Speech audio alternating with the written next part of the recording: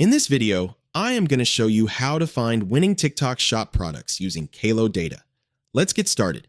Log into kalodata.com and go to the Product tab to see top-selling products. Sort by revenue or units sold over the last 7 or 30 days, and apply category or price filters. Next, use the Explore tab to filter by high growth rate, strong ROI, high GMV, and low saturation. Then, check the Shop tab to analyze top stores, their best-selling products, and pricing strategies. After that, head to the Creator tab to spot viral products promoted by top influencers. Finally, use the Category tab to find fast-growing niches and apply advanced filters to narrow down high-potential products. Focus on products with strong daily revenue, high weekly sales, and multiple creators promoting them.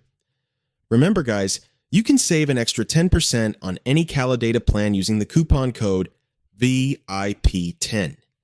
Thanks for watching, and I will see you in my next video.